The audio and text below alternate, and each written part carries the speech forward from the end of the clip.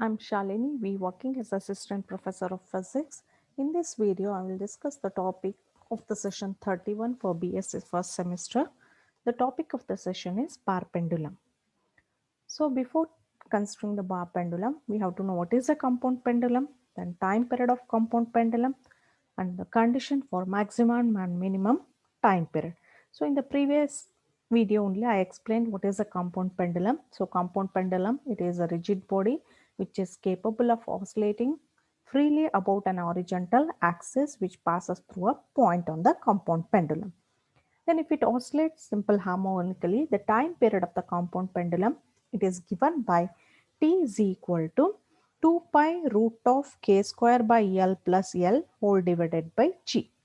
Or this is nothing but equal to capital L. T is equal to 2 pi root of L by G, where L is called as the equivalent length of the simple pendulum, which is equal to k square by L plus L. Then the time period of the compound pendulum will be maximum when L is equal to 0. That is, the axis of suspension passes through the center of gravity of the pendulum. Then at that point, the time period will be maximum. Then a minimum time period we will obtain when K is equal to L. That is, the distance between the point of suspension and the center of gravity is equal to the radius of gyration of the pendulum about a parallel axis through the center of gravity. Knowing all this one, now let us consider a bar pendulum. So a bar pendulum, it is a simple form of a compound pendulum which is designed by D. Owen in 1939.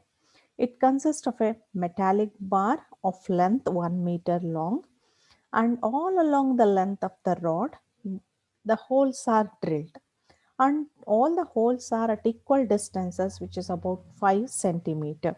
This is suspended on an horizontal knife edge, and this bar pendulum is used to determine acceleration due to gravity. So now let us consider an experiment of bar pendulum to determine acceleration due to gravity. So first what is done is it is suspended above the first hole, and then it is set into oscillations with a very small amplitude. Then time for 20 oscillations is noted and the time period is calculated. The experiment, it is repeated by suspending the pendulum about each hole, and then corresponding time periods are calculated. And in each trial, the distance of the each hole from the center of gravity of the bar are measured. Then noting the length and calculating the time period, corresponding time periods, then a graph is drawn. A graph of period, that is a time period, is taken along y-axis, and the distance between the center of suspension and the center of gravity, that is a L, is taken along x-axis. And what we will get is, so first a curve is obtained in this manner, and if we reverse the pendulum and again if the readings are taken, then a symmetrical curve we will obtain on the left side. Then that means when a graph of time period against the length is drawn, the two symmetrical curves on both sides of the time axis are obtained. This from the graph, it is clear that as we approach that is when we decrease the length L, initially the time period decreases, attains a minimum value at one particular distance, and then again it increases, becoming infinity as the center of gravity of the bar is reached.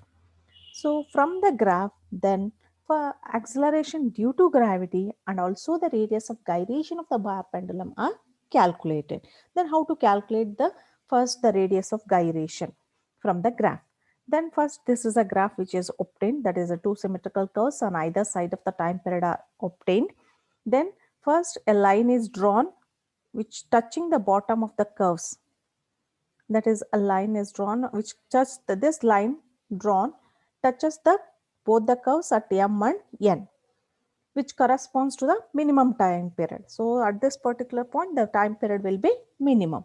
So therefore m here, according to the condition for minimum time period, k is equal to L. So that is this length mg is equal to L and gn is also equal to L.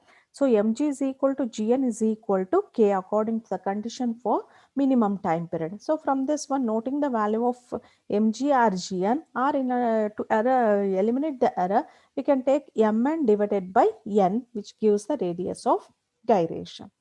Then how to calculate the acceleration due to gravity from the graph? That is, choose any one particular time period, and at one particular time period, suppose if this is one particular time period which is chosen, then draw a horizontal line.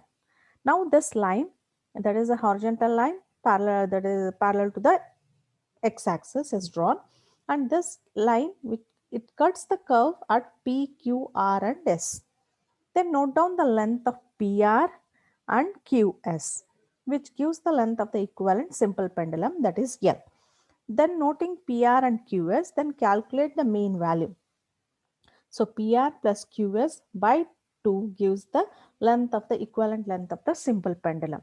Then noting the L value, then we know that already from the time period equation, T is equal to 2 pi root of L by G. Then how to calculate the that is acceleration due to gravity means substitute the value of L in this formula, that is L is equal to PR plus QS by 2 into G.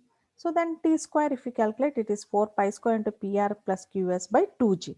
From this one, GK is equal to 4 pi square into PR plus QS by 2G.